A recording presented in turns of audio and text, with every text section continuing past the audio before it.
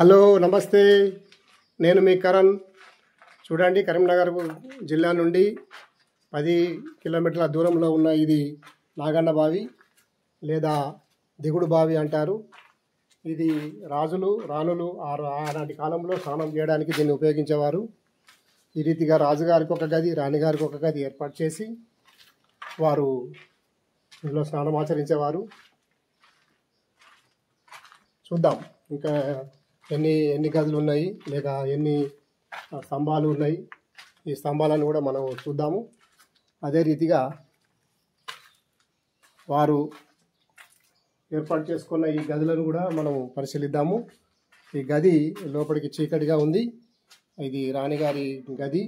అలాగే దీనిపై కూడా రాణిగారి బొమ్మ కూడా వేసి ఉంది. అదే రీతిగా ఇటువైపు చూసినట్లయితే రాజుగారి గది కూడా ఏర్పాటు చేసి ఉన్నారు. ఆ రాజుగారి గదిలో కూడా రాజుగారి బొమ్మ వేసి ఉంది. ఆ రీతిగా వీళ్ళు ఇక్కడికి వచ్చి స్నానం ఆచరించి దుస్తులు మార్చుకోవడానికి ఈ గదులు ఏర్పాటు చేసుకోవడం జరిగింది.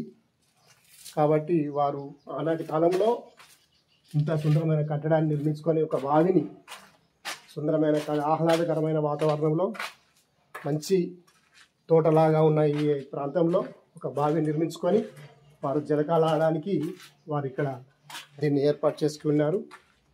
చూడండి ఆ మెట్లు ఏ విధంగా ఉన్నాయో.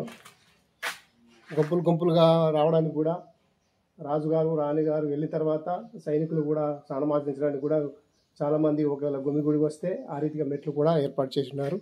వారికి మాత్రం సింగిల్గా మెట్లు ఏర్పడడం జరిగింది.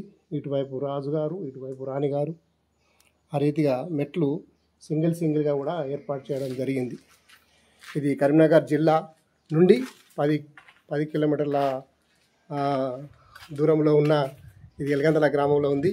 మీరు కూడా వచ్చి చూసి తరించండి. Thank you.